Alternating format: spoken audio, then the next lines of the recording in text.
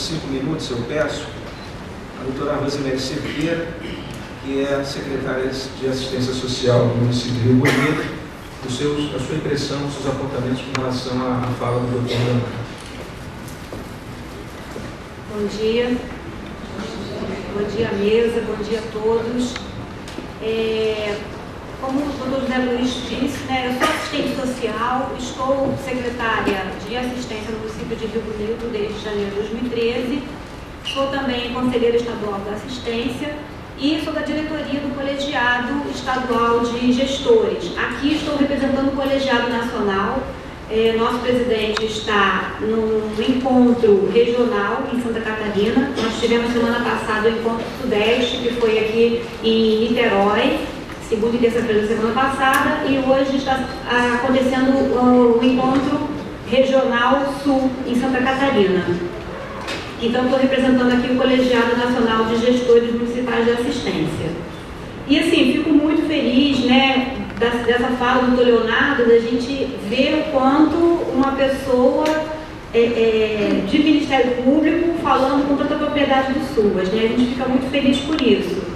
Mas também não poderia de colocar uma provocação, que é uma fala constante nossa de assistentes sociais, de gestores, com relação a essa dificuldade realmente desse relacionamento, O doutor Leonardo falou uma coisa realmente que acontece muito, que a gente fala muito entre si, E a gente costuma falar muito, em especial aqui no Rio de Janeiro, que o promotor pensa que é Deus e o juiz tem certeza. Isso eu falo e provo. Em julho do ano passado, a promotora do nosso município chamou a mim e toda a minha equipe do CREAS e disse na nossa cara: em Rio Bonito, o CREAS não existe. O CREAS não faz nada. Mas falou assim, com todas as palavras. Eu estou aqui com a coordenadora do CREAS, com a técnica do CREAS, que não me deixa mentir. Então, é isso que eu digo, que eu provo que realmente ela pensa que ela é Deus. Então, eu acho assim, a gente não está aqui, ninguém, ela disse que trabalhava para o CREAS. E eu acho que a gente não está aqui para ninguém trabalhar para ninguém, a gente está para trabalhar com. Todos estamos na mesma direção, que é realmente a garantia de direitos. E aí o que eu falo sempre para a minha equipe é que, além de que o Judiciário, o Ministério Público precisa entender o que é o SUAS, nós precisamos nos apropriar das nossas tipificações para que nos relatórios a gente coloque isso. Faz parte da tipificação do CREAS, esses atributos. Essa semana eu recebi um ofício endereçado à residência terapêutica. Isso não faz parte da assistência, isso é da saúde. Mas tudo bem, qualquer pessoa pode errar. Agora, o que eu acho que a gente não pode admitir é que a pessoa use desse formato, de que, olha, se você não me responder em tanto tempo, eu vou te prender, eu vou te fazer, não existe CREAS na cidade. Eu acho que essa relação é que não pode acontecer. Um outro exemplo, agora dia 29 de abril nós vamos ter uma audiência concentrada dentro da nossa Casa da Criança. Eu discordo completamente. As anteriores foram no fórum, a última em outubro foi na Casa da Criança e a próxima já determinada que vai ser dentro da Casa da Criança.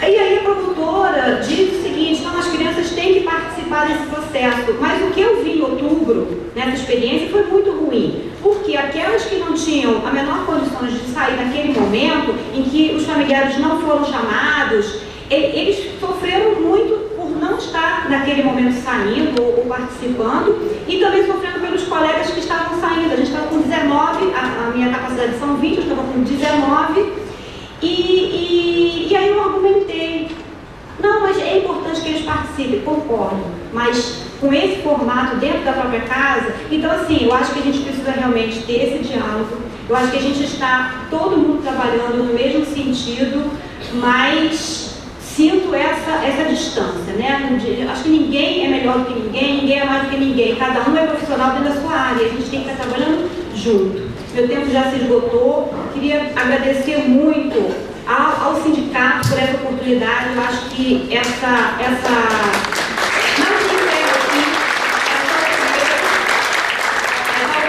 esse tema fez parte do nosso encontro Sudeste semana passada. Tivemos exemplos maravilhosos nesse sentido. Inclusive, quem compôs essa mesa com esse tema foi o pessoal do Espírito Santo, que trouxe algumas considerações muito bacanas sobre esse tema e que a gente possa realmente continuar avançando. Muito obrigada.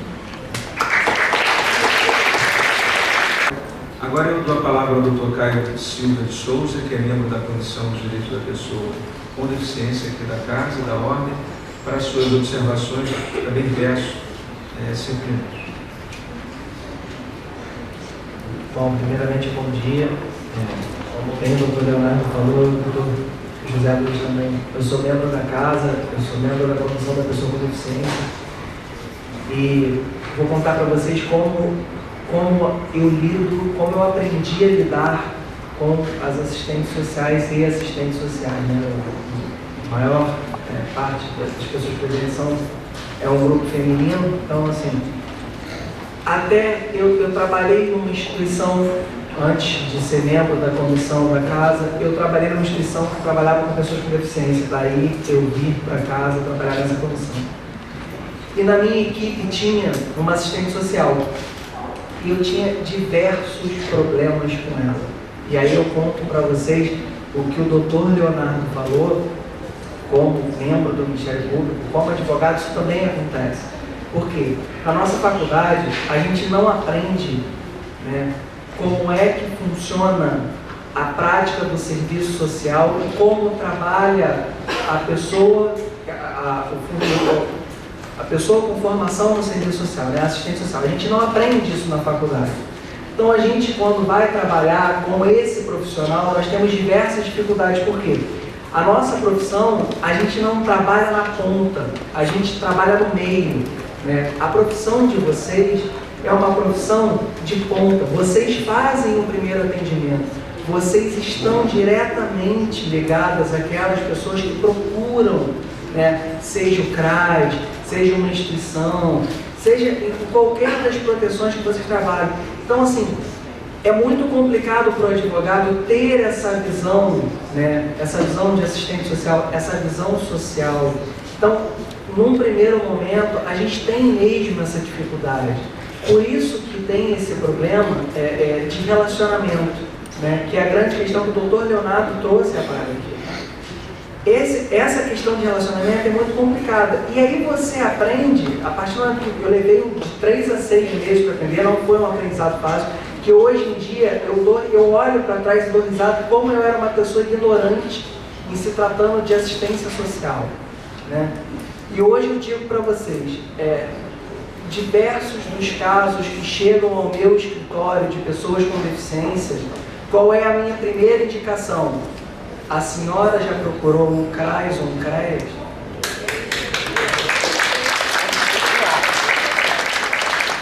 Por quê?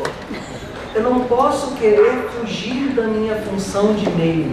Eu não posso querer resolver os problemas da pessoa com relação à assistência social. Existem profissionais formados e capacitados para tanto, que podem muito bem me dar um laudo, me trazer uma informação que vai fazer do meu trabalho técnico ter um cunho também social. E aí eu trago para vocês o exemplo da Lei Orgânica da Assistência Social, que traz a questão do benefício de prestação continuada, que sem um laudo social prévio é muito difícil judicialmente de você conseguir. E quem vai dar esse laudo? O CRAS ou o CREAS. Não adianta o advogado pedir simplesmente ao juiz que conceda esse benefício sem um laudo de um assistente social, que ele não vai conseguir. Por quê? Vai ser remetido para o grupo de trabalho da Justiça Federal, né? Porque esse benefício é um benefício federal. E daí, para você conseguir, depende muito da cabeça do que aquele assistente vai achar, que provavelmente aquele assistente já trabalha há muitos anos junto à Justiça Federal e ele não tem mais.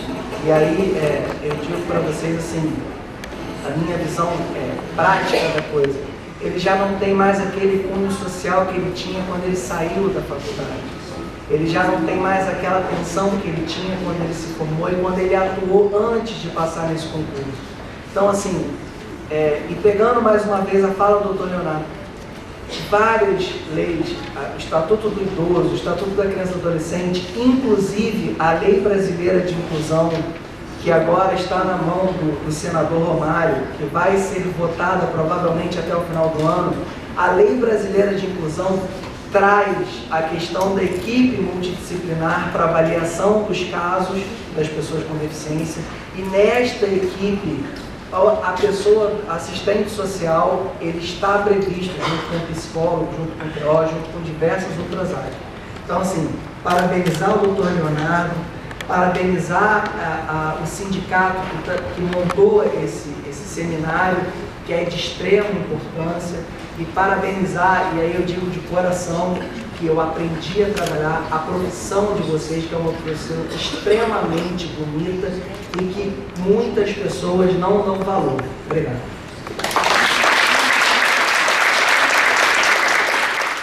Executivo do Fórum Nacional dos Trabalhadores do SUAS. Mas nesse momento, quem viria falar pelo fórum seria o companheiro do Jeová, do Sindicato dos Psicólogos da Bahia, que no momento não pôde chegar. Então, nesse momento, para aqui, e nós tínhamos falado que não seria uma entidade que iria falar pelos trabalhadores, né? Porque, por exemplo, eu sou notado na Prefeitura da cidade do Rio de Janeiro, na Secretaria de Assistência, mas eu não estou lá dentro de um CRAS, de um CREAS, para estar nesse momento falando. Então, nesse sentido, eu pensei muito a noite toda quem iria falar, né, em relação aos trabalhadores. E aí veio uma luz. Ninguém fala por nós, né?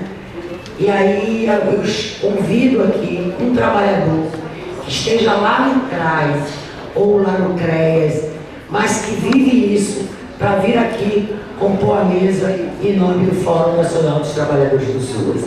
Quem aí pode vir aqui para a mesa? Alguém que vive isso dia a dia. E aí, já aproveitando a deixa, né, pedir que realmente fortaleça os fóruns, os FETs que nós estamos falando, né, os fóruns estaduais, porque nós, trabalhadores, nós trabalhamos com a violação de direitos, nós trabalhamos para garantir direitos dos nossos usuários, mas não nos organizamos para garantir os nossos direitos enquanto trabalhadores. E nossos direitos estão sendo violados, né?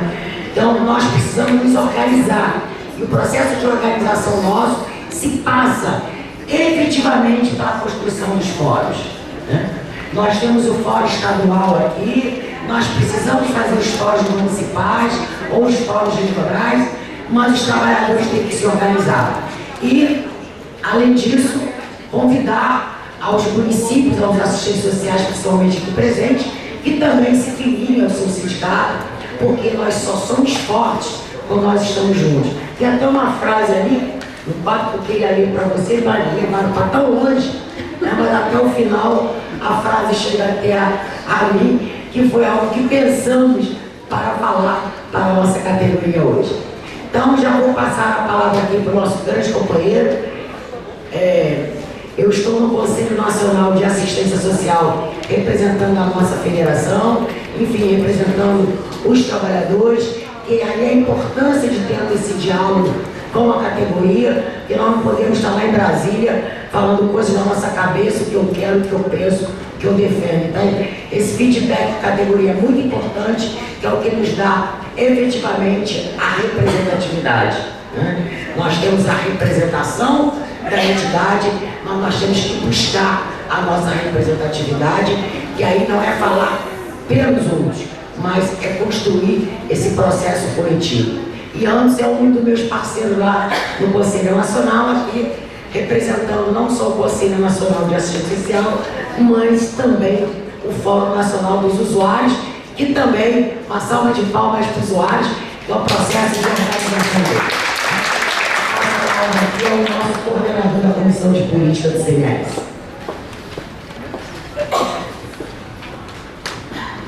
Bom dia a todas, maioridade, né, aqui e a todos. Primeiro eu quero agradecer o convite do Sindicato das Assistentes Sociais do Rio de Janeiro e da FENAS. Esse tema, primeiro, ele é de alta relevância para o CNAS, porque a gente está trabalhando, como disse a Margarete, representação e representatividade. Quem são os trabalhadores do Sistema Único de Assistência Social? Quem são os usuários do Sistema Único de Assistência Social? Eu acho que para trazer a representação e representatividade, antes de falar do tema da judicialização, que é fundamental, a gente precisa entender quem é de fato o trabalhador do SUAS. Temos resolução? Temos. Mas quem de fato? E como entra essa questão da judicialização, primeiro, antes de falar da judicialização, da criminalização do trabalhador. Porque é criminal você entender que uma assistente social muitas vezes não tem sala, não tem cadeira, não tem computador, é no papel, né?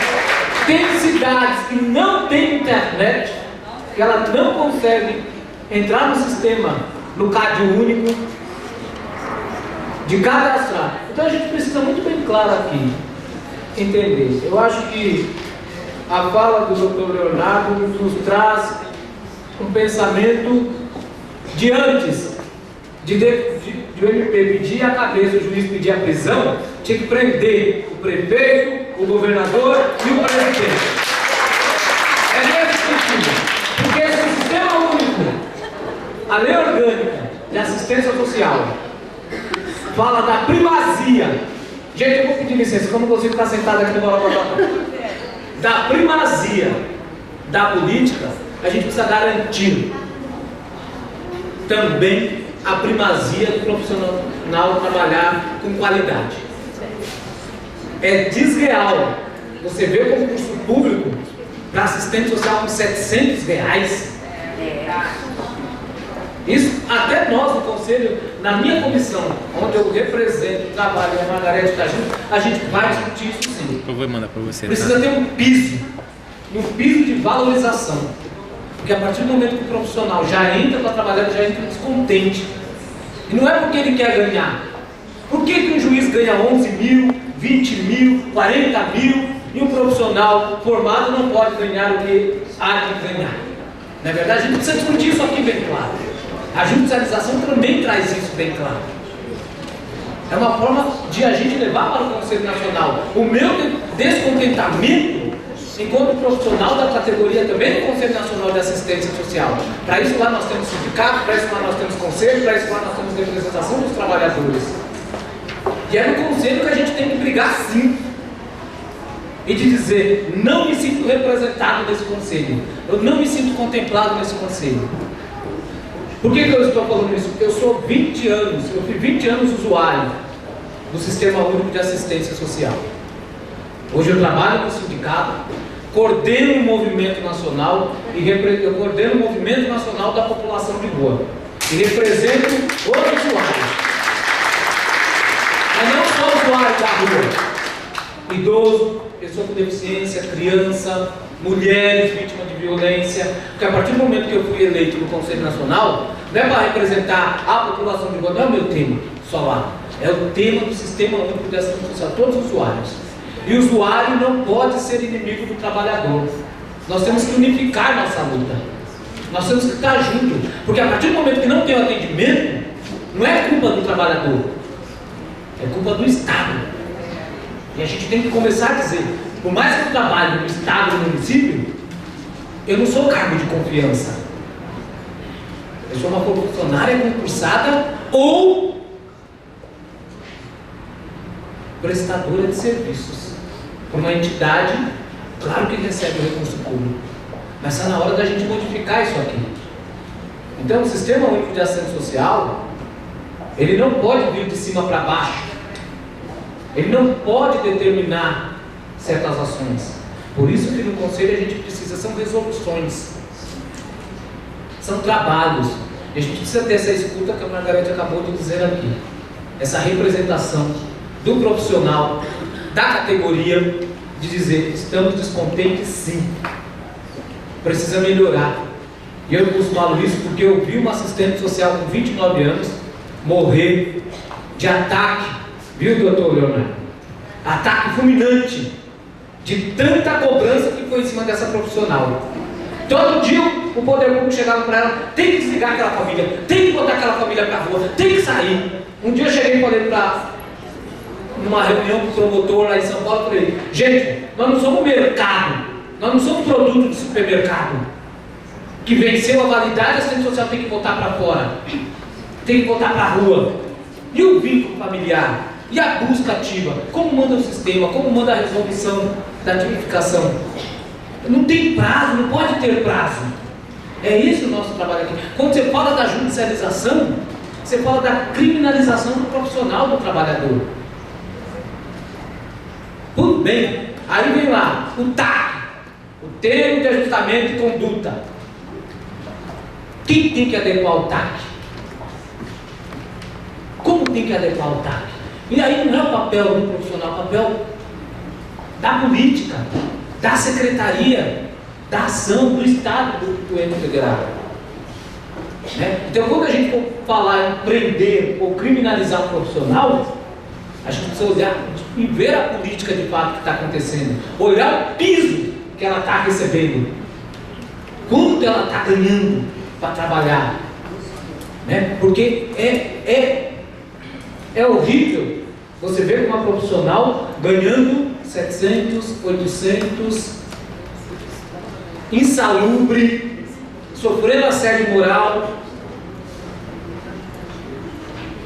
porque tem que atender, porque tem que fazer, se não fizer, leva advertência, é exonerada, é expulsa. É nesse sentido que nós estamos falando aqui. Então, a comissão, onde eu coordeno hoje, conjuntamente com a Margarete e outros, está à disposição da categoria, do profissional, de vocês, trabalhadoras e trabalhadores do Sistema Único de Assistência Social.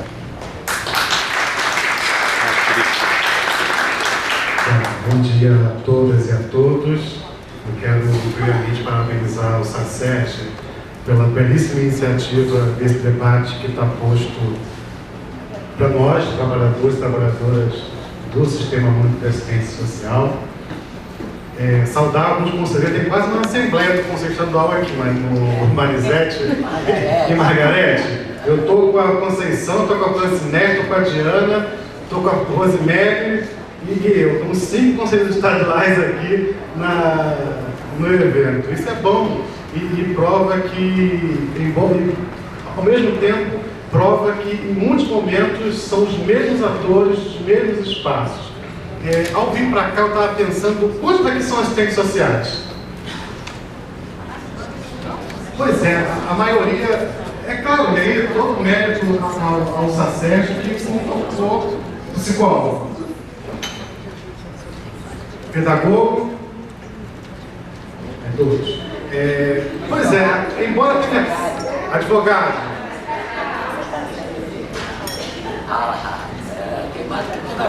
é verdade.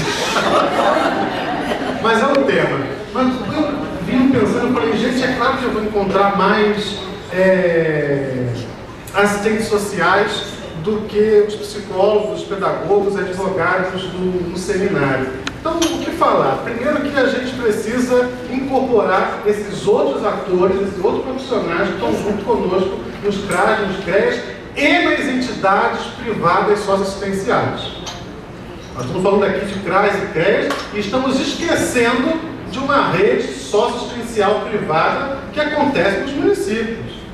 E que, em alguns casos, sem elas, muitos CRAS, CREAS e muitas gestões municipais não aconteceriam.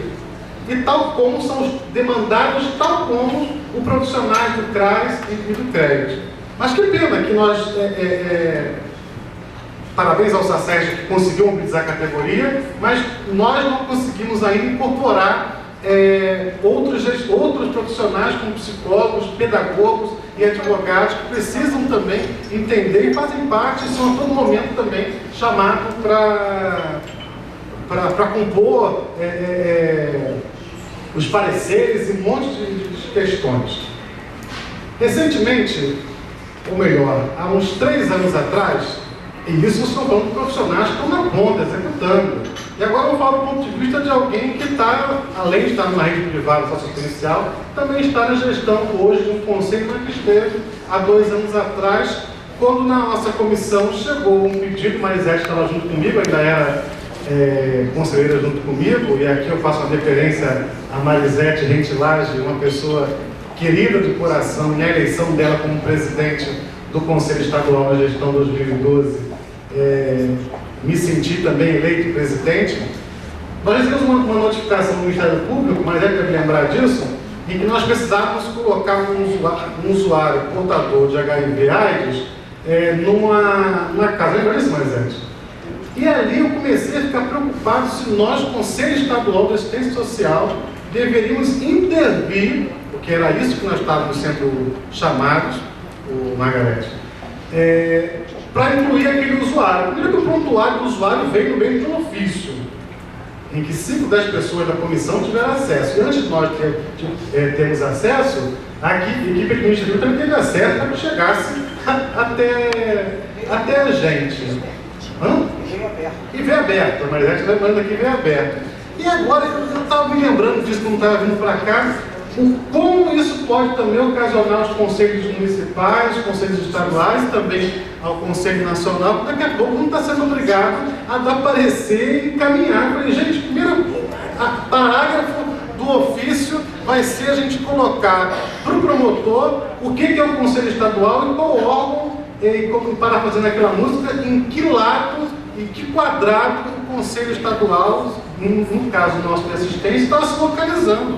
Um órgão de controle que não era executor, né? Inclusive eu acho que isso precisa. Então quando a gente se aproxima desses profissionais do judiciário, que a todo momento fazem isso, e eu como fui diretor de uma entidade, eu já recebi ofício também dizendo que em 10 dias eu seria preso.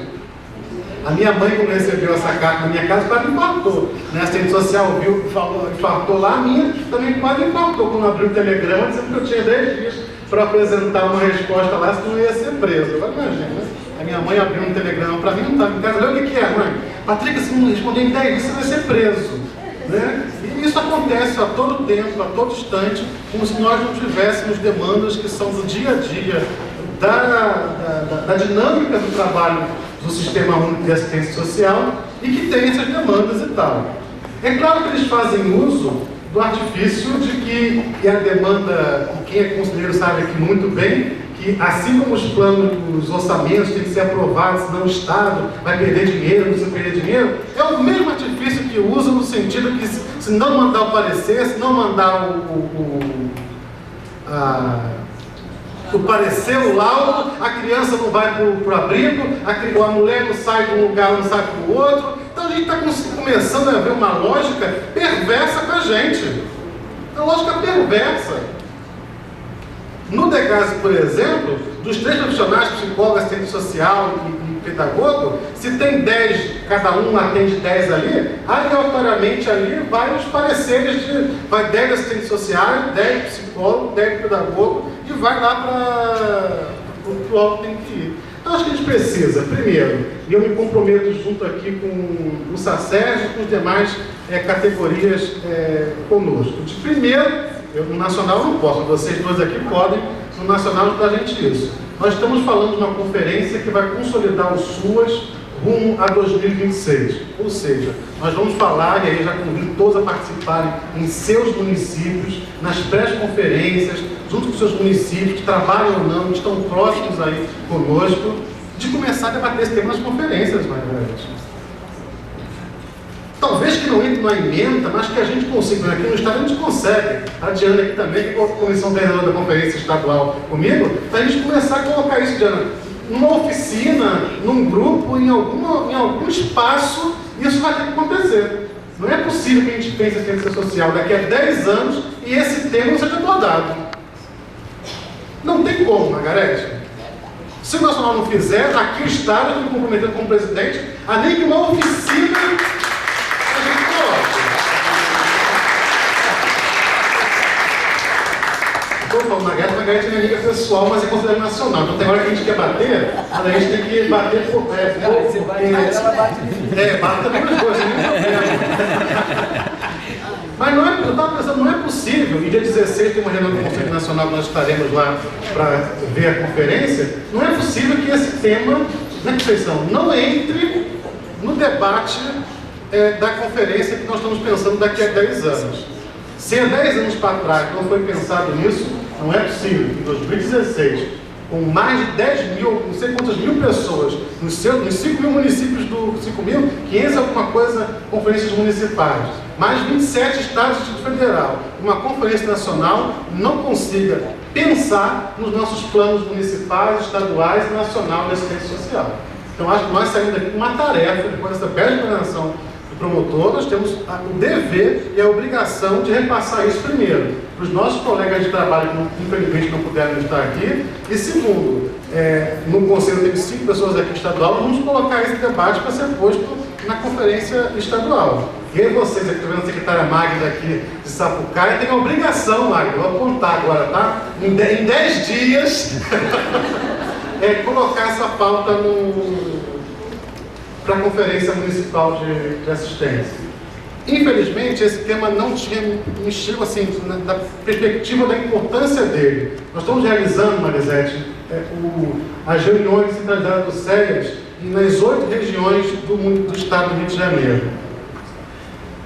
Para Petrópolis, agora na terça-feira, acho que nós não conseguimos colocar isso. Conceição, estou tentando aqui antecipar antes da conferência. Conceição estará conosco em Petrópolis, junto conosco, na oficina sobre mobilização e participação de usuários, o conselheiro estadual aqui. Estou requisitando já, hein? O Petrópolis vai atender a região da região serrana. De nós próximos, e aí são mais 6, a gente começar a fomentar esse debate. Acho que é importante que a gente faça isso. Do ponto de vista, para finalizar, perceber que os conselhos também estão começando a ser cobrados na perspectiva de que eles precisam fazer alguma intervenção. E aí eu vou perguntar, mas por que estava chegando para a gente algumas questões recentemente? Não, é porque vocês financiam, então vocês têm que me ajudar a cobrar e ver isso, aquilo, outro. Bom, mais uma vez eu falo, nós precisamos trabalhar essa fala e esse discurso junto ao judiciário. Não é possível que eles se façam valer. Estamos aqui na Casa dos Advogados do Brasil, seção Rio de Janeiro. Não é possível que o judiciário, por força de imposição de lei, possa mandar e desmandar em algumas questões que estão postas e que são práticas e que precisam ter. Aqui, mais uma vez, assim como esse lado daqui também precisa de concurso público, o lado de lá também precisa. Não tem como cobrar do lado de cá algumas questões de 10, 15 dias, se o lado de lá também não tem essa questão. É fundamental que a gente pontue essas questões. A Justiça e o SUAS, vão estar pautados na conferência. Quero dizer, Patrick, apesar que você me bateu com carinho, como conselheira nacional, está aqui com os 2 conselheiros, dizer que nessa nossa reunião do Pleno do Conselho Nacional, conselheiro Anderson, pela primeira vez eu não faço parte da comissão organizadora da conferência, mas digo a vocês, tem 2 conselheiros nacionais que fazem parte da organização da conferência, e quando foi apresentado no Pleno todos os eixos objetivos, primeira coisa que eu levantei, está aqui gravado, podem ir lá ver. O único conselheiro do segmento dos trabalhadores, que falou o seguinte, e preste atenção, vocês também, e nenhum tema, subtema, objetivo, nós estamos o tema consolidar o SUAS de vez, mas como se consolida o SUAS se não valorizar os trabalhadores? E não tem, se vocês olharem os objetivos, as emendas, não tem. Não foi isso? E aí foi quando eu coloquei, falando a voz dos trabalhadores nesse Conselho Nacional. Nós temos que discutir a desvalorização do profissional. É o que o Anderson colocou aqui. Eu coloquei lá. Acabou de sair um concurso público fresquinho em Minas Gerais. Salário de R$700. É isso que os trabalhadores querem discutir. Porque senão não haverá consolidação do SUAS. Trabalhador indo de 2, 3 municípios a tentar sobreviver. Assédio moral e falta de condições de trabalho. Isso tem que estar pautado nas conferências. Porque não adianta eles ficar somente de academicismo, falar que é uma política está tudo bem e nós não estamos nada bem para consolidar essa grande política. Isso eu estou falando agora, como conselheira nacional, aquilo que eu falei no Conselho Nacional. E foi a partir dessa fala que a comissão organizadora vai voltar a mexer no 2. Porque lá eles diziam que dava uma brecha, mas aquilo que não está claro está obscuro. Você fala se quiser nas conferências. E aí foi a partir dessa minha defesa que a comissão organizadora vai retomar o subtema 2, e a partir do subtema 2 é que vai tratar essa questão dos trabalhadores. Então cada município também tem que ficar atento, conselho estadual também, né? E aí nós vamos agora, dia 16, para a descentralizada, para continuar brincando lá, para que paute os trabalhadores. Nós precisamos pautar os trabalhadores, porque nem a nossa conferência só teve um tema, porque nem ela foi nossa, dos trabalhadores, né? E o lema é: sem trabalhador valorizado não tem suas. Obrigado aí, agora eu vou passar a palavra para o trabalhador que vivencia o nós temos que ouvir dos trabalhadores. Qual é seu nome? Vou passar então a palavra para a Rosane, ela se apresenta no município, e aí já agradecendo agora em nome do Fórum Nacional dos Trabalhadores do SUAS.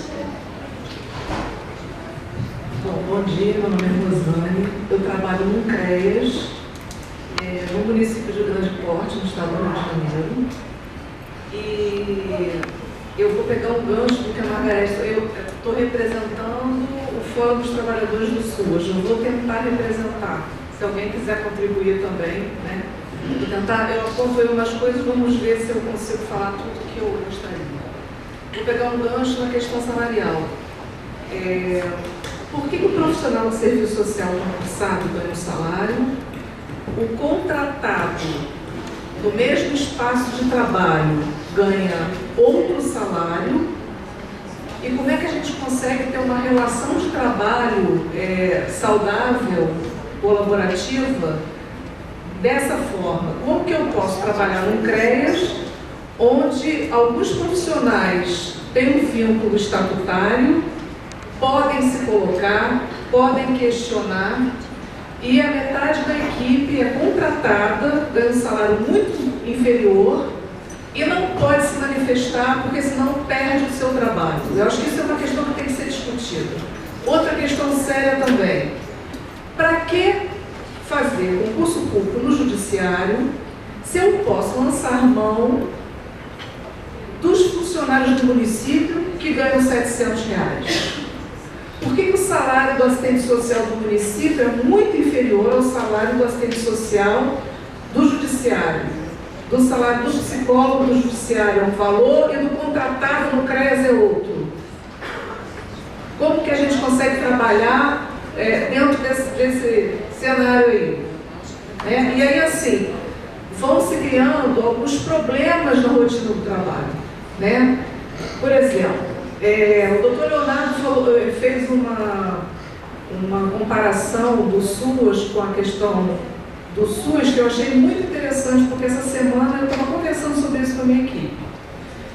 O CREAS me parece um hospital. No município de Grande Porte me parece um hospital. Então, no hospital a gente tem um serviço de emergência e a gente tem um serviço ambulatorial. Só que quando existe uma emergência, toda a equipe tem que parar o seu trabalho para poder atender a emergência. E no hospital não é assim que funciona. No hospital, quem trabalha no ambulatório continua atendendo os pacientes do ambulatório. Então, o que eu vejo, o processo de trabalho dentro do SUS, e principalmente no CREAS, eu acho que no CRAS isso já está mais regulamentado, porque o CRAS já existia há mais tempo, o CREAS é uma coisa mais recente, né? O CRAS era um antigo SEMAS aqui no município do Rio. No CREAS eu vejo uma grande confusão na rotina do trabalho.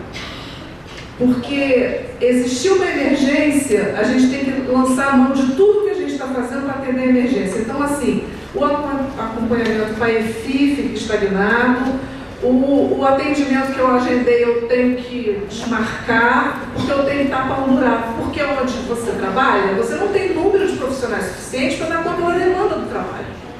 E isso é muito sério. Eu acho que, pelas cabeças que estão balançando, eu acho que isso é uma rotina no trabalho da gente. A questão não é só do judiciário, não. Eu vou falar agora de medida socioeducativa. O judiciário passou para as CREAs o acompanhamento dos meninos de medida socioeducativa. E aí, mandam uma tabela e ligam insistentemente para a minha unidade de trabalho, perguntando se a tabela já está pronta. Expectativa, nós, como sindicato, sabíamos dele, mas toda uma expectativa do evento para tentar tirar essa agonia, inclusive do sindicato, que a gente está se colocando à disposição da categoria, não só para o debate, mas o nosso advogado que está aqui na mesa, que é membro da comissão aqui da OAB, ele é nosso advogado há 18 anos, ele só teve que se retirar por conta de ter um compromisso, mas ordenou aqui a mesa.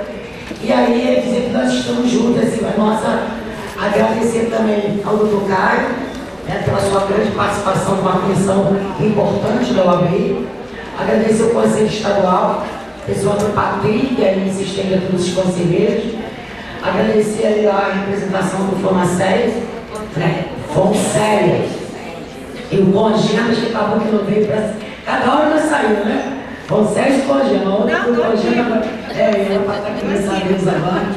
Mas agradecer também a sua presença, agradecer a presença do CNAS, que a gente sabe que foi bom.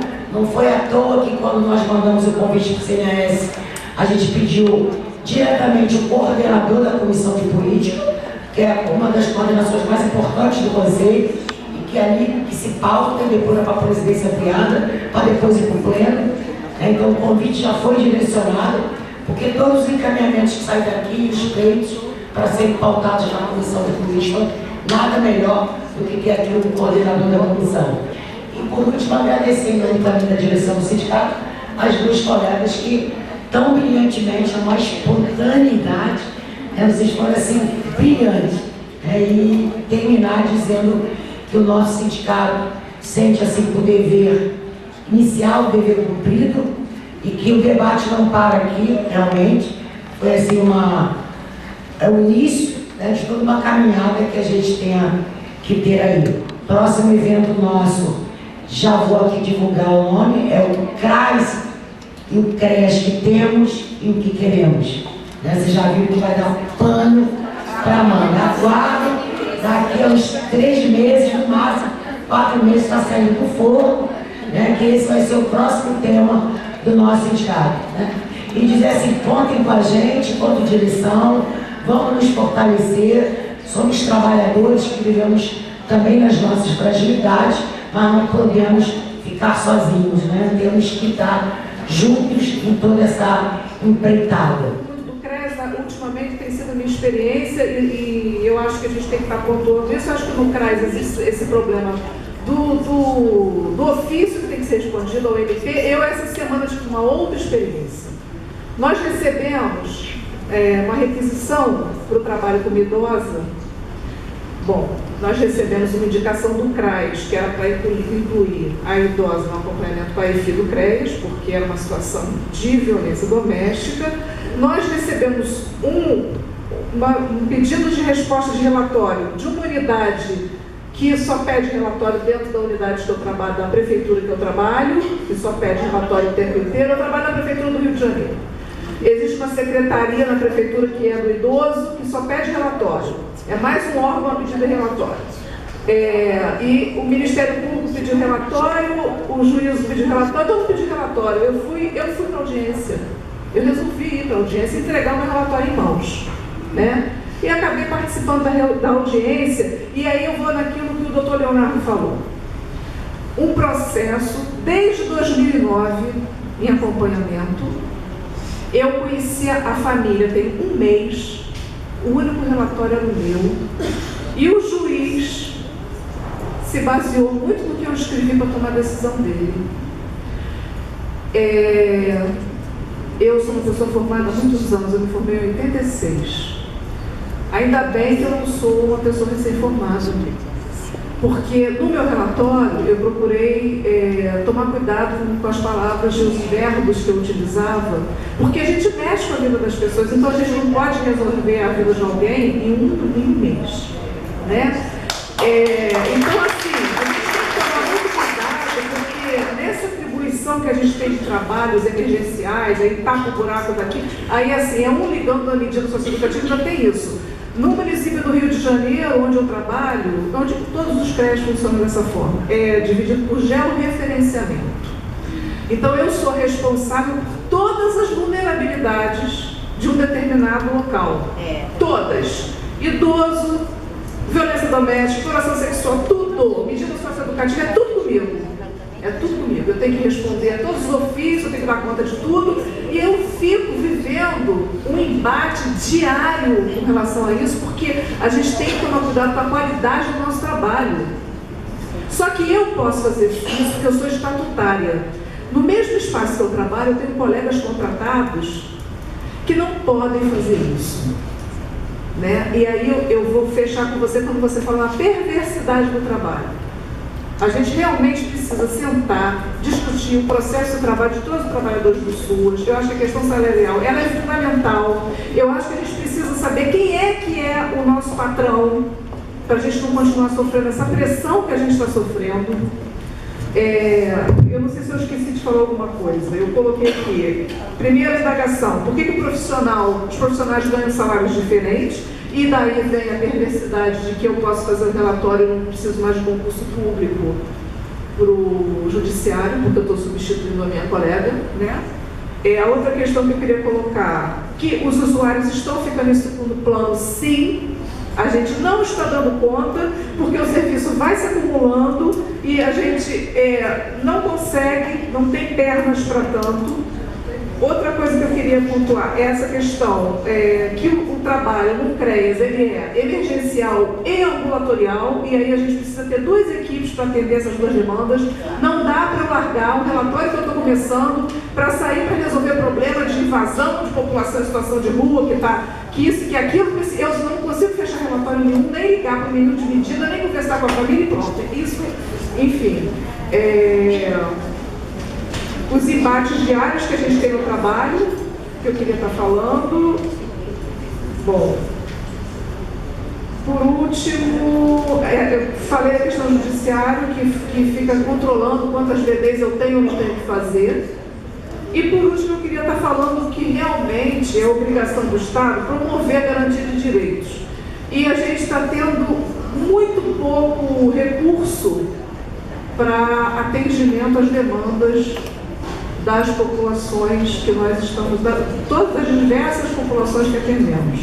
Então, eu acho que eu consegui falar.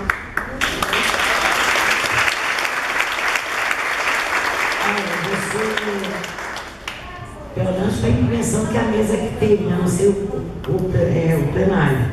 Mas você conseguiu sim, né? Você conseguiu trazer para a gente que é o trabalhador estar lá vendo isso. É bem emocionante, né? E com toda a qualidade que você trouxe, a sua preocupação e a responsabilidade no exercício profissional que todos nós temos que ter. Está de parabéns. Bom dia, boa tarde. Meu nome é Domênica, eu sou assistente social e estou na coordenação do CREAS de Magé. Há 6 anos eu trabalho no CREAS e em 2011 eu passei a assumir a coordenação. Primeiro eu quero dizer, colega, que eu me senti já representada por tudo que ela falou. Porque a fala dela é a fala de todo mundo que trabalha em CREAS, acho que no Rio de Janeiro inteiro, não sei como é que funciona em outros estados, né? Outra coisa que eu queria dizer é que eu tenho um pouquinho de ciúme, ou uma invejazinha santa, do pessoal do Rio Grande do Norte. Porque promotores, assim como o doutor Leonardo, né, que conhece o SUS, que entende.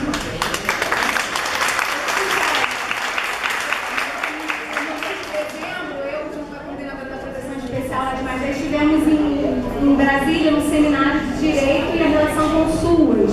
E nós também ouvimos o doutor Marco Aurélio, também do Rio Grande do Norte. Ele teve uma fala, assim, defendendo os assistentes sociais, enfim, profissionais do SUAS que trabalham, que tem essa relação com o Ministério Público e o Judiciário. Ele se colocou, assim, numa posição de entendimento mesmo do SUAS. Ele até falou, as profissionais me procuram e falam, doutor, a gente quer trabalhar gente quer fazer o nosso trabalho enquanto CRAS, enquanto CREAS, mas a gente não consegue, porque a gente tem que trabalhar o tempo todo para o Ministério Público.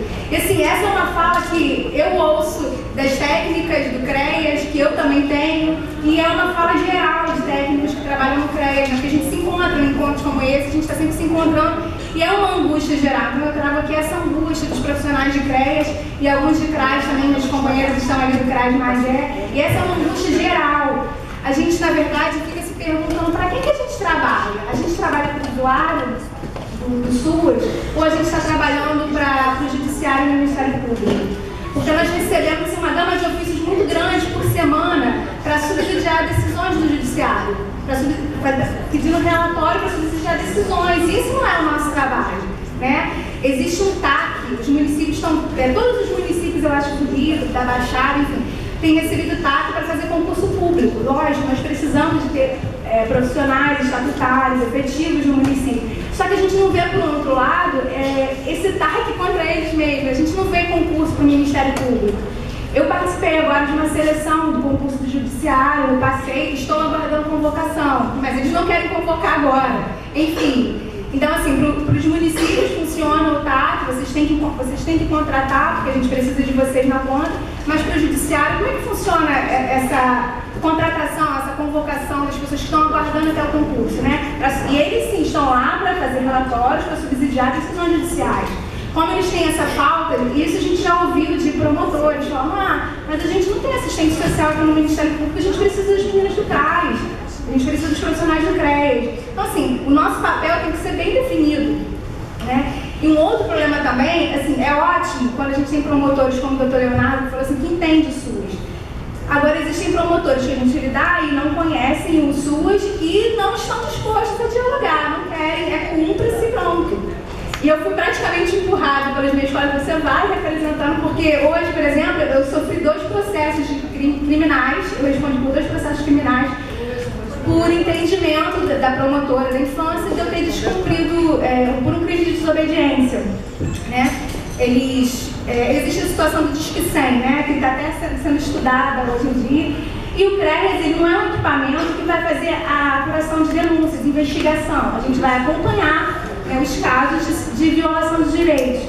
Mas no município de Magé, por exemplo, nós criamos um fluxo municipal de atendimento à criança vítima de violência. O Conselho Tutelar é o centralizador das denúncias, né? O órgão centralizador das denúncias. Depois eles encaminham para CRAS, para CRES, enfim, para o equipamento que for necessário, aplicar a medida protetiva cabível. Só que assim, imagina, nós tivemos esse problema. Chegava o Disque 100, chegava a denúncia, eles disparavam para todos os equipamentos. E pedia estudo estudo de revelação de abuso sexual, espeça-se ofício ao CRAS, ao CRES, para que tenha estudo de revelação, e aí, assim, já chega um ofício determinando o que o profissional tem que fazer. Realize, determino que envie profissional de assistente social para realizar visita domiciliar na casa de fulano de tal, apurando vizinhos, entrevistando vizinhos para saber se isso é algo cabível. E assim, você pega assim, a promotora já está dizendo o que a gente tem que fazer, né? Ou seja, nós perdemos a liberdade de escolher o instrumento de trabalho. O instrumento já está posto ali, você tem que ir, entrevistar vizinhos, realizar VD para apurar a veracidade daquela denúncia. Então, assim, eu não sei como funciona isso para Disque 112 pessoa com deficiência, por exemplo. Acho que isso tem que ser pactuado, eu acho que o Estado tem que se posicionar com relação a isso, porque somos nós, os profissionais que estamos na ponta, que estamos sofrendo por crime de desobediência, né? E depois que eu sofri esses processos, meu Deus, eu não deixei de responder, né? Não foi algo que eu deixei de responder. Chegou o ofício, como chega aos montes, e eu respondo, não vou perder o prazo. Respondo que isso não é uma atribuição do CRES, porque de acordo, né, nós temos que, o nosso relatório tem que ser baseado em seguranças afiançadas, enfim. Mas a promotora não entendeu que eu tinha que fazer o que ela estava mandando. Eu tinha que determinar que um assistente social do CRES fosse lá, entrevistasse vizinhos e apurasse denúncia. Só que eu fico dos 2 lados, porque se de um lado tem um promotor de justiça me cobrando aquilo, do outro eu tenho uma equipe de assistentes sociais e psicólogos que tem um conselho, inclusive que eu faço parte, o CRES.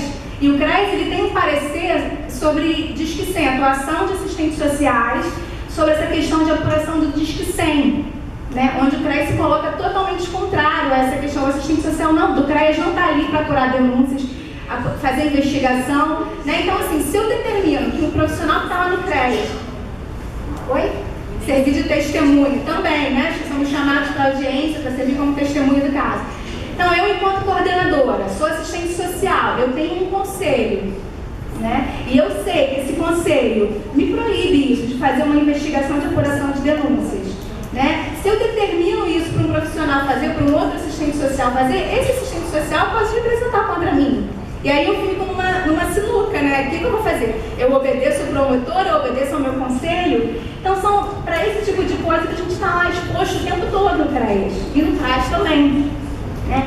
Acho que o Estado, enfim, o interesse, as pessoas têm que se posicionar, tem que ter uma resolução para lidar com essa questão dos promotores. Assim, fico feliz nos estados que têm promotores que conhecem os SUAS, mas e os outros que não têm? Né? Os municípios que têm promotores que nem querem dialogar com os gestores, não querem saber, querem que cumpra-se. E aí eu fico também pensando assim, para quem afinal que a gente trabalha? A gente trabalha para o Ministério Público, a gente trabalha para o usuário. Porque às vezes chega a denúncia, cumpra-se, aí você bate na porta da pessoa. De novo, Conselho Tutelar? Não. CRAS? Não. GAP? Não. CREAS? Então assim, trocentos órgãos e equipamentos já bateram na casa daquela pessoa, a pessoa já está saturada, ela já não quer mais ser acompanhada por ninguém, mas você tem que fazer com que aquela pessoa acompanhe, porque você tem que responder o ofício do Ministério Público, né? E às vezes a pessoa não quer ir, não quer porque não tem dinheiro de passagem para ir no equipamento, não quer porque não quer mais ninguém se metendo na sua vida, não quer porque aquela situação de violação de direitos já foi superada, aquele abuso sexual que ela já sofreu, não quer mais falar sobre isso. Aí o que você responde para o Ministério Público? Olha, o usuário não veio, o usuário não quis vir. E aí quando a gente responde isso, a gente corre o risco de estar penalizando o usuário. Olha, ele não quer ser atendido. Entendeu a situação que a gente fica? Boa tarde a todas. Prazer rever algumas, principalmente da proteção especial.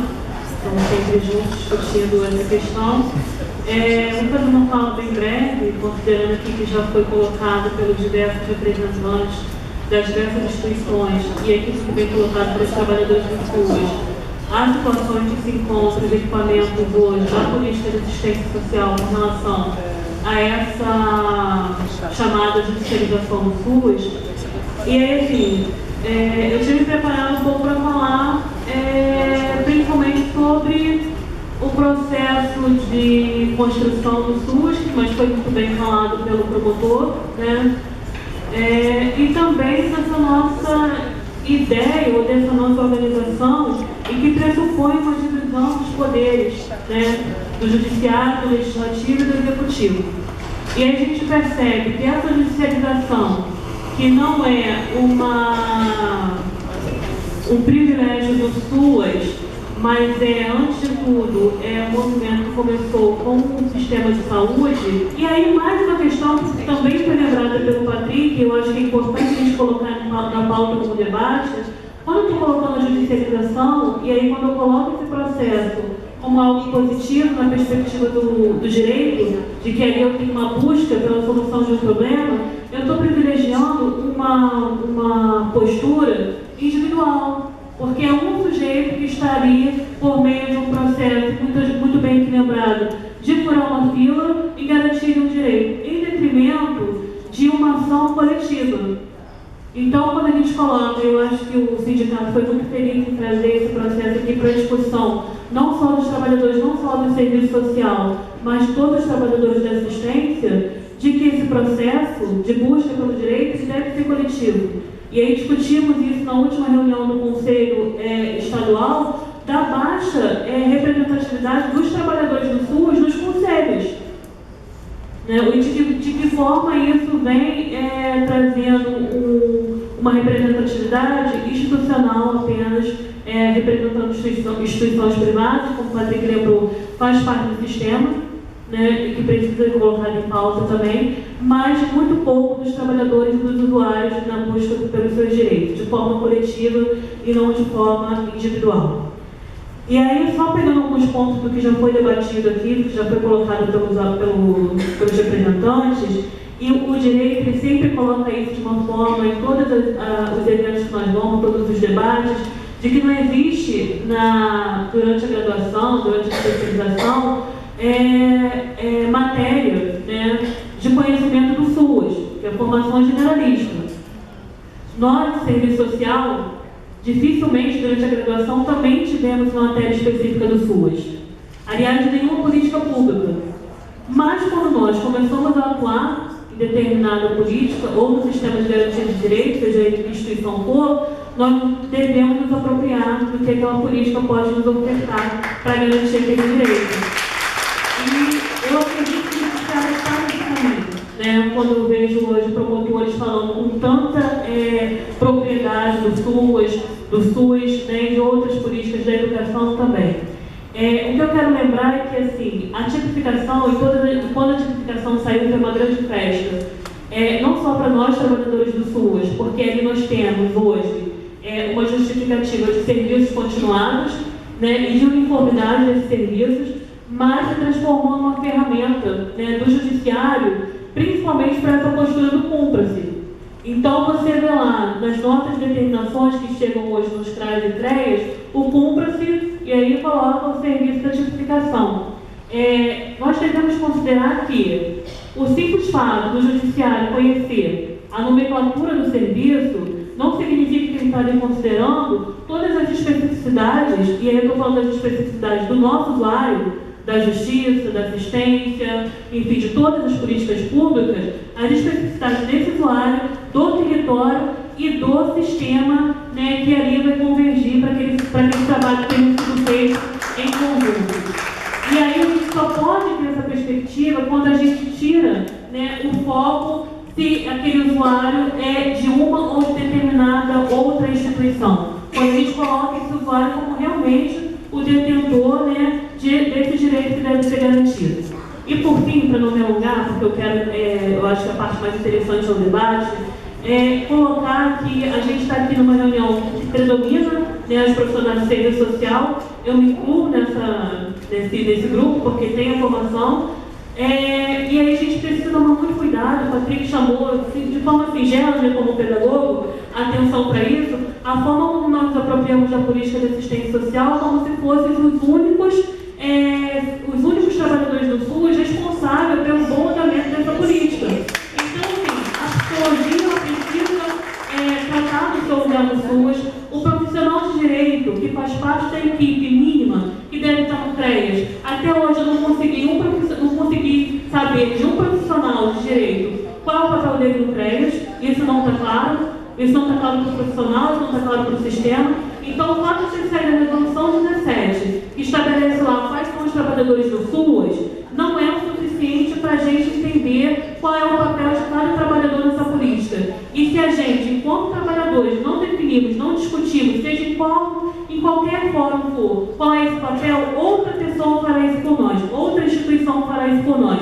E mais uma vez nós teremos uma incongruência de atividade, considerando a política que nós estamos aqui representando.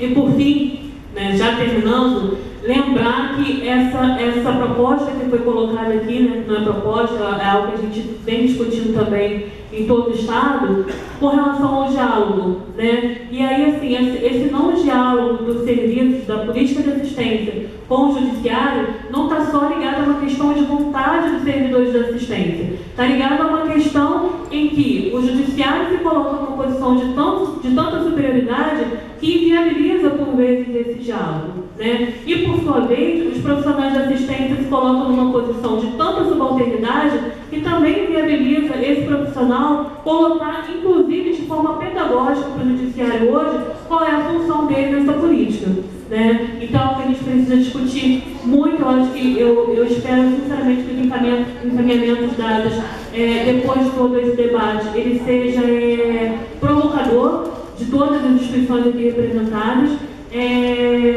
Sou solidária com os meus colegas que estão hoje na ponta de CRAS e CREAS respondendo a essas demandas, não só do Disque 100, mas de todos os canais que os direitos humanos têm hoje de denúncia, né? Mas é algo que a gente precisa discutir com muita seriedade. Convido a todos para participar, né, da Câmara Técnica Estadual, em que está discutindo o fluxo do Disque 100 no nosso Estado. Convido a todos para que essa proposta possa atender a todos os municípios, independente do porte, independente do nível de gestão que encontra hoje o SUS no nosso estado. Então, o convite está feito, me coloco à disposição para o debate e espero que a gente se encontre em outros momentos para que a gente possa continuar pautando a questão da judicialização do SUS, não só na perspectiva de defesa do nosso lugar, do nosso quadrado, mas principalmente na perspectiva de garantia dos direitos dos usuários hoje da política de assistência social, a um serviço digno e da forma como todos nós aqui queremos que seja feito. Tá? Muito obrigada e pronto para o debate. Boa tarde a todos. Meu nome é Marta, eu sou psicóloga de formação e no momento estou coordenadora do CREAS de Paracambi, que é interior do Rio de Janeiro. A gente tem uma inquietação lá no CREAS, principalmente da nossa advogada, né? Às vezes a gente recebe uma família que já está com processo na justiça há longos anos, como já foi citado aqui, e aí às vezes nosso atendimento, para ter entendimento, né, do caso, precisa de conhecer os autos, de ver o processo. E aí o advogado do CREAS não tem essa permissão, né, porque muitas vezes corre em segredo de justiça. Então, assim, na verdade, isso limita a ajuda e a assistência que o advogado pode prestar. Então, assim, isso é uma inquietação, porque a gente esbarra nisso o tempo todo, né? Não pode ver, a não ser que a família deu uma autorização, né, para o advogado fazer aquilo. Mas a gente tem encontrado muito, então eu queria que isso fosse, né, levantado e a gente pudesse estar refletindo sobre isso, porque realmente tem limitado a atuação do advogado, pelo menos lá no CREAS, né, onde a gente trabalha, por conta disso, de o processo correr em segredo de justiça, e aí o advogado fica bem que... Assistência Social do município de Magé. E tive a alegria de já ter ouvido a fala do Dr. Leonardo no Coegemos, que ocorreu em São Paulo em 2013, e que, aliás, foi aplaudido de pé, porque não é uma aflição do estado do Rio de Janeiro. Eu compartilho da invejinha branca que eu tenho do Rio Grande do Norte, conforme falou minha colega Domênica, porque o Dr. Marco Aurélio, também no encontro em Brasília, ele mencionou que se trata de uma relação esquizofrênica entre o Ministério Público e o CRAS-CREAS, porque se ao mesmo tempo eles aplicam TAC, por outro lado não deixa a gente fazer o nosso papel, que é o PAI e o PAE, acompanhamento familiar. E a primeira pergunta vai então para o Dr. Leonardo. Como lidar com promotores que desconhecem as atribuições do SUAS, solicitando estudo de revelação sobre abuso sexual, investigação, apuração de denúncias, do Disque 100, dentre outras ações, quando estes não estão dispostos a dialogar, né? Que fazem apenas a seguinte determinação: cumpra-se. E aí eu queria me estender um pouco mais com relação a essa pergunta, porque assim, quando a gente foi lá no encontro em Brasília, eu e Domênica, eles falaram assim: a receita é o diálogo. Então eu voltei para a Magé feliz da vida, falei: gestora, vamos lá, vamos dialogar. Nós conversamos com todos os promotores do município de Magé. E aí uma delas me falou assim: tá, eu já entendi que eu não posso demandar no SUAS. E a lacuna? Aí eu dei a cartilha de orientação do CREAS, que na página 25 e 26 fala exatamente essa palavra, que não é dever do profissional que ocupa o espaço do CREAS ocupar lacunas de quem quer que seja, Ministério Público, Segurança Pública, enfim. Mas e aí eu ouvi de novo a palavra. Então eu vou mudar a forma de perguntar. Então eu não vou mais falar de estudo de revelação, tal, eu vou botar assim: então, CREAS, me dá uma síntese informativa. Mas não deixou de demandar a visita como... E assim, o anexo foi abuso sexual, foi caso de Disque 100. Então assim, a solução foi essa. E eu tenho essa ata dessa reunião, a solução foi essa. Eu vou mudar a palavra. Então assim, isso aflige muito a gente. E a segunda pergunta vai para a Diana, que também já tive a alegria de ouvi-la enquanto palestrante no meu município na última conferência. E mais alegria ainda porque na última CIB soube que ela está superintendente da Proteção Social Especial. Eu, enquanto coordenadora, me sinto agora, enfim, com alguém que possa monitorar o meu trabalho, porque eu admiro muito o seu trabalho. Então, Diana, a Secretaria de Estado já pensou em fazer algum documento, tomar alguma atitude ou intervenção com relação a essa crescente demanda de MP, CREAS, CRAS, para essa questão do profissional que está na conta? E também Vou me adiantar que na reunião da CIP você falou e falou agora de novo da Câmara Técnica. Inclusive, essa semana vocês mandaram um documento para os municípios solicitando as demandas de MP de Disque 100 que a gente tem. Nós já respondemos, inclusive. Mas fica a pergunta, porque eu sei que o Estado vem fazendo, porque eu vou na CIP, mas as colegas não sabem. Obrigada. Bom dia, meu nome é Anselmo, sou assistente social de Sergipe, sou diretor também da FENAS e sou diretor do Sindicato dos Assistentes Sociais de Sergipe. E como nós estamos aqui com vários segmentos, né, de controle social, e não dá para falar do SUAS nem do SUS sem controle social, eu queria lançar um questionamento para a mesa, para principalmente os representantes do Conselho Nacional e para o Patrick do Conselho Estadual, sobre alguns representantes que estão nesses conselhos, a exemplo, né, de conselho de classe que se coloca na condição de representante dos trabalhadores. E aí eu trago esse questionamento. Conselho de classe, né? Nada contra os conselhos de classe, você sabe quais são, né? O CRES, o Conselho de Psicologia e etc. Eles estão ocupando, e no meu estado isso é muito notório, ocupando um espaço nos conselhos de assistência social e no Conselho de Saúde, que eu tenho mais propriedade a falar, que sou membro, ocupando a vaga de conselheiro enquanto trabalhador. Né? E aí a gente sabe que quem representa o trabalhador nesses espaços são os sindicatos.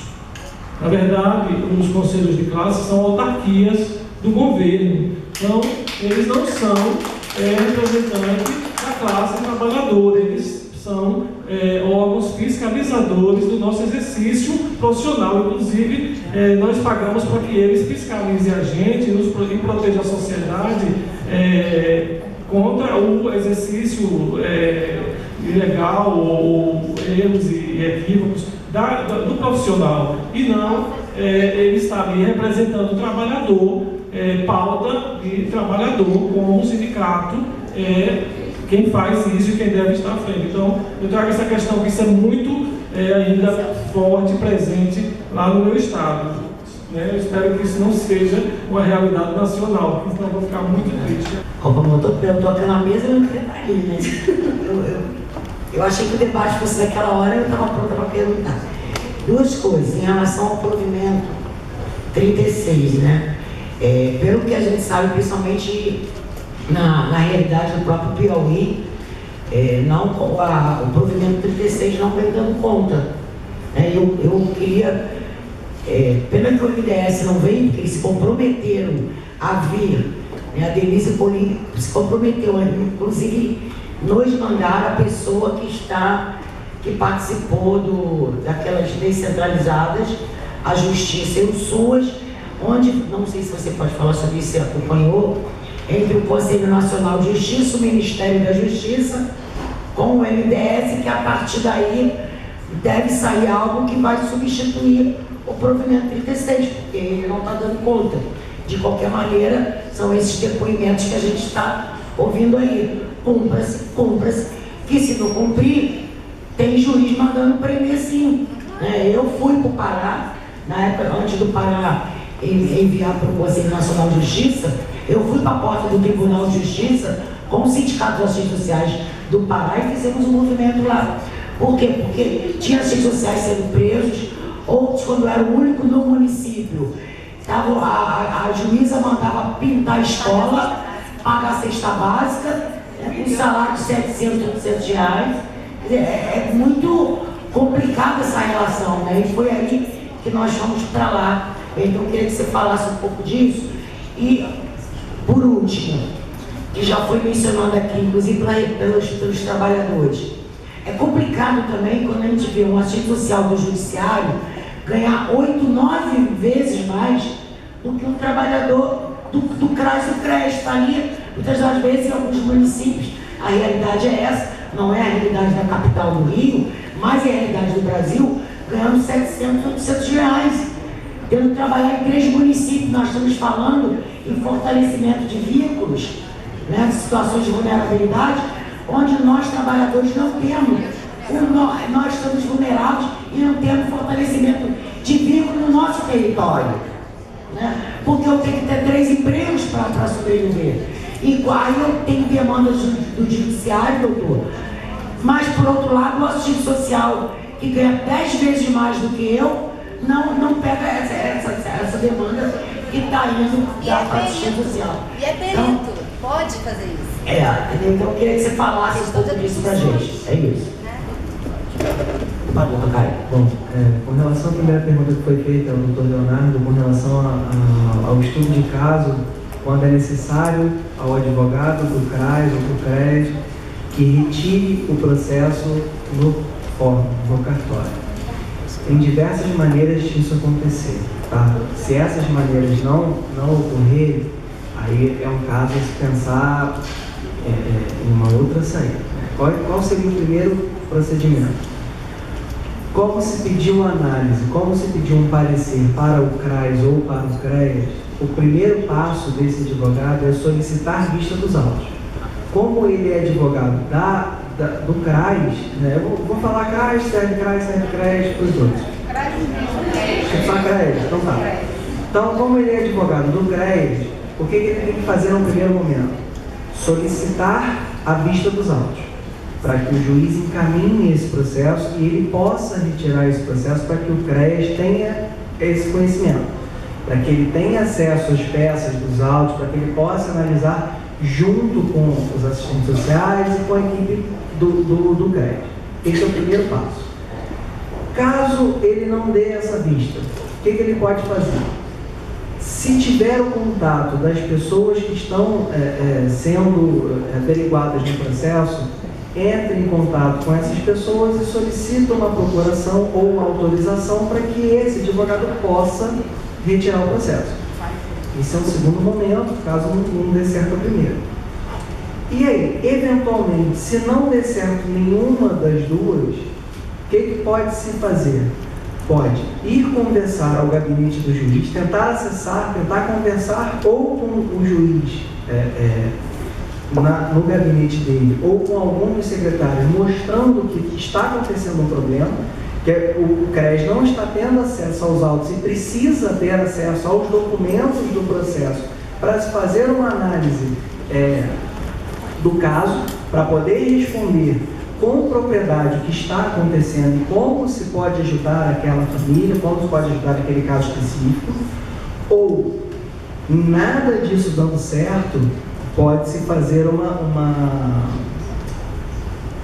reclamação na Corregedoria de Justiça para analisar por que aquele juiz não abriu vista dos autos para que o CREAS possa se manifestar. Então tem todo esse procedimento que pode ser feito para poder dar acesso aos autos ao CREAS, para poder analisar a questão e dar o parecer, né, com propriedade da questão que está sendo estudada, a questão que está sendo debatida naquele processo. Passar também agora para o conselheiro Anderson, né, que também tem resposta. Luciano, o CNAS está discutindo, como eu coloquei no começo, a resolução 23, que é dos trabalhadores e das trabalhadoras dos SUAS. E na mudança, por isso que a gente está pedindo que o Fórum, o FET-SUAS, sindicatos, entidades representativas dos trabalhadores e das trabalhadoras no CNS possam fazer a mudança das normativas e das resoluções que aferem aos trabalhadores. Eu estou de pleno acordo. Para mim, quem representa o trabalhador é quem está na ponta de fato como um trabalhador, é o sindicato, né? São centrais, sindicatos que estão lá discutindo. Porque quando você vai discutir mesa de negociação, quem é que tem e que está trazendo isso? É o trabalhador. Né? Até uma proposta da gente pedindo uma discussão da mesa de negociação. O MDS mudou o nome da mesa, né? O MDS mudou, né? Mudou o nome. E aí nós vamos agora chamar uma discussão dessa mesa de negociação, porque para nós ainda é mesa de negociação, como a gente pediu na conferência passada, né? Está na NOB, né? Oi? Mesa de gestão do SUAS. Mesa de gestão. A gente vai rediscutir isso, por isso que eu estou dizendo. Nós estamos chamando uma discussão para agora, para maio, essa discussão. Mas eu acho que é importante, no fórum dos trabalhadores, vocês colocarem isso muito bem claro. E nós, enquanto comissão de política, na nossa coordenação, que é os usuários que estão lá, a gente coloca isso sim.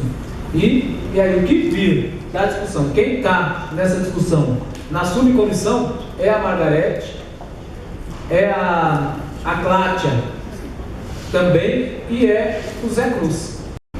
Quando o SUAS ele foi anotado como prioridade institucional no Rio Grande do Norte, ainda não se tinha uma promotoria específica que trabalhasse com o fortalecimento do SUAS, né? E houve uma mobilização perante o Colégio de Procuradores, que são os procuradores que elaboram as minutas legislativas que indicam qual seria a atribuição de cada promotor de justiça, e conseguimos colocar um promotor exclusivo para o SUAS, né? Na verdade já existia a resolução, só que ele ainda não tinha sido efetivado. Então o nome dele surgiu como o primeiro promotor que trabalhava no SUAS e eu coordenava a infância na época. Então construímos juntos esse passo a passo do SUAS lá no Rio Grande do Norte. Foram feitas aqui algumas perguntas, né? E eu acredito que antes de pretender respondê-las, eu gostaria de suscitar mais dúvidas aos senhores, né? A primeira delas é o seguinte: por que na assistência social o juiz e o promotor e o delegado, eles já querem dizer qual serviço deve ser feito, o tempo, a forma como deve ser executada, qual profissional vai fazer, e dentre outras tantas coisas?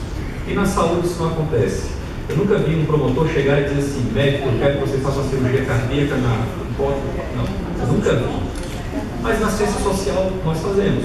Nós chegamos e dizemos: olha, existe uma família que veio até a promotoria, eu quero que ele seja incluído no PAIF por pelo menos 6 meses, depois vocês me dão a resposta, fazem a visita, mas na saúde isso realmente não acontece.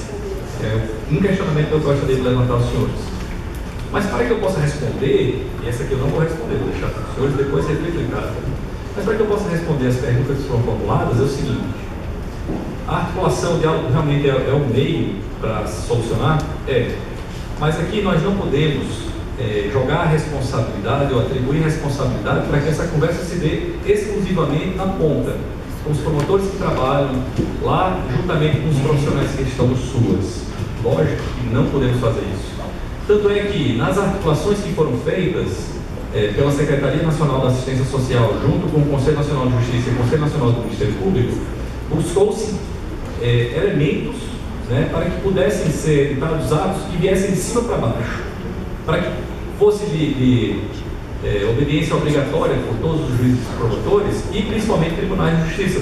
Por quê? Porque estávamos vendo que o embate direto entre os profissionais do SUAS e os profissionais do sistema de justiça era um embate que no final era desigual. Por quê? Porque existe o poder de requisitar como elemento diferenciador dessa relação, o que caracteriza sim a possibilidade de prisão e tal, apesar de não ser essa tônica que vem sendo adotada.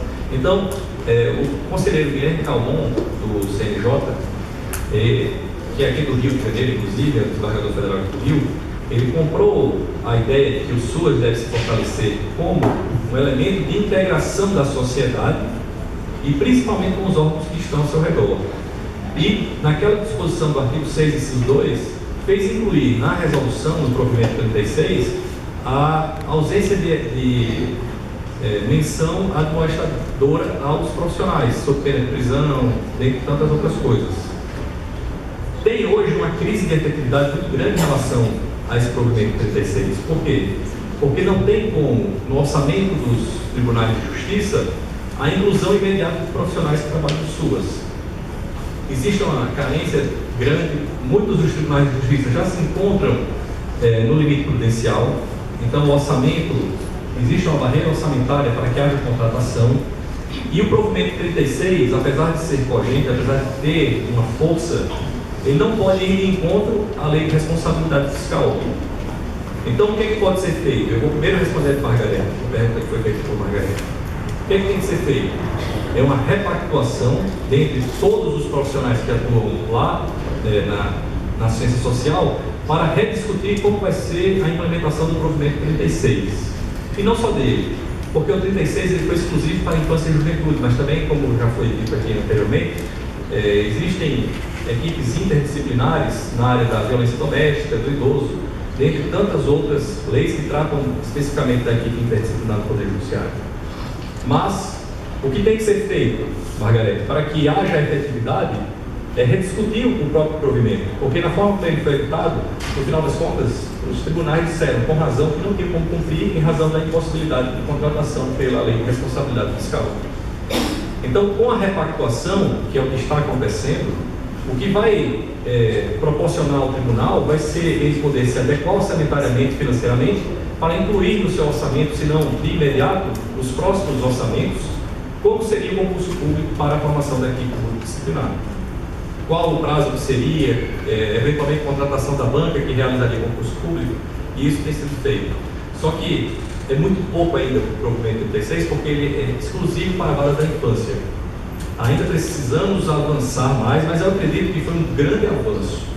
Por quê? Porque foi o tribunal, foi o órgão máximo em âmbito administrativo do Poder Judiciário que determinou aos tribunais de justiça que tivessem uma equipe multidisciplinar, cumprindo, de fato, o que diz a lei.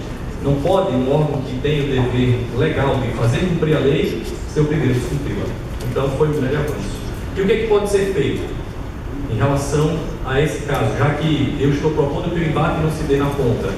É que nesse diálogo a ser formulado, o promotor que quer saber se aquela situação realmente existe ou não existe, antes de requisitar o parecer social ou a visita, ele requisita duas coisas, porque ele vai poder requisitar.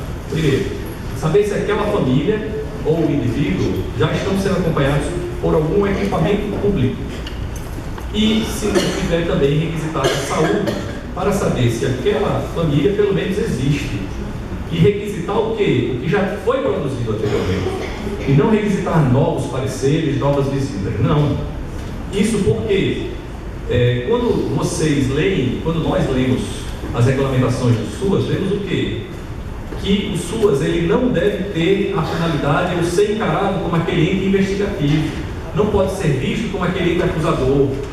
Tanto que um dos primeiros elementos para ingresso do usuário do SUAS é a acolhida. Como é que você vai fortalecer o relacionamento de acolhida com aquela família ou com aquele indivíduo e ao mesmo tempo vai ser um profissional que vai posteriormente acusá-lo ou vai servir uma prova para uma acusação eventual de alguém? Isso não é admissível. Então, percebemos lá no Rio Grande do Norte que os promotores muitas vezes desconstruíram um trabalho de meses que estava sendo realizado pelo CREAS. Por quê? Porque já requisitavam os estudos sociais e atuações precipitadas em relação a famílias ou indivíduos que já estavam sendo acompanhados pelo CREAS. O que é que deve ser requisitado? O parecer ou a visita social? Não. Mas sim os relatórios que já foram eventualmente produzidos pelo acompanhamento, tanto da saúde como da assistência social. No município em que eu trabalho, estamos tentando avançar em relação a essa possibilidade, que seria o quê? Ter um núcleo multidisciplinar formado não por profissionais da assistência social, pedagogia, psicologia, não, mas por técnicos que pudessem nos informar exatamente o que eu falei agora. Se a família já está sendo acompanhada ou não, se existem elementos ou documentos que já foram produzidos ou não, para a partir desse momento, aí sim, termos uma atuação. Porque os senhores bem sabem que o Disque 100, por exemplo, por ser uma ligação anônima e tridígito, muita gente liga informando as mais absurdas mentiras. Então, vocês muitas vezes vão até determinados locais, não sabem nem sequer se a família existe. Então, esses dois elementos e esse núcleo prévio que estamos tentando implementar lá na comarca, serve justamente para isso. Por quê? Porque quando o promotor receber aquela informação, ele já vai receber a informação de que pelo menos aquela família existe, de que foi ou não foi acompanhada pelo CRAS ou CREAS, e que eventualmente há ou não direito. Precisa o profissional da ciência social ir lá? Não. Para isso, não. E o promotor deve requisitar no final o quê? Deve requisitar o acompanhamento e não a visita pontual ou parecer. Deve o promotor dizer qual tipo de acompanhamento? Não. O prazo? Não. Entendeu? Eu acredito que quando se requisita outros elementos que não a visita social, há um grande avanço, porque vocês conseguem trabalhar sem ter interferência direta do Ministério Público, do Judiciário ou de quem quer que seja do sistema de justiça. Sim?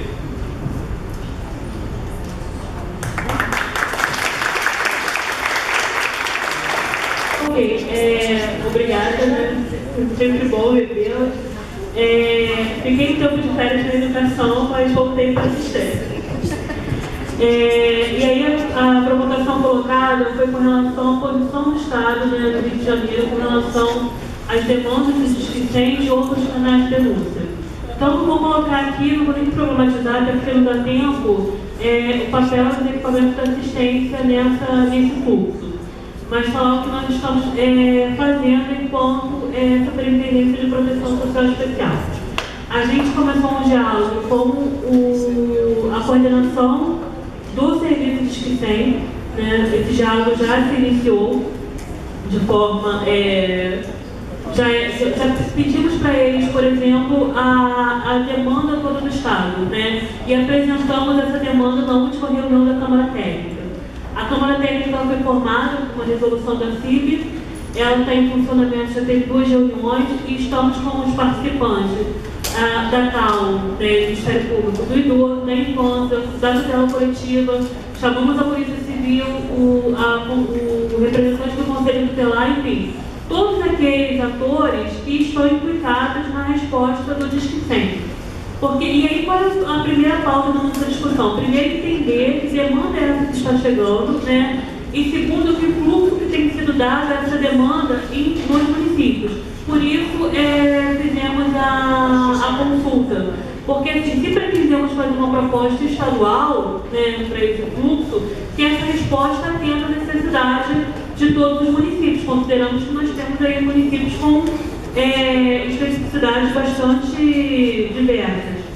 E aí, o doutor Leonardo adiantou essa questão, mas eu acho que é fundamental a gente reafirmar que esse diálogo e às vezes essa briga, porque ainda existe, né, ela não deve ser feita somente para os profissionais que estão na ponta. Assim, eles devem se perguntar, né, qual a posição da gestão do município, né, com relação a essa relação nossa com o judiciário.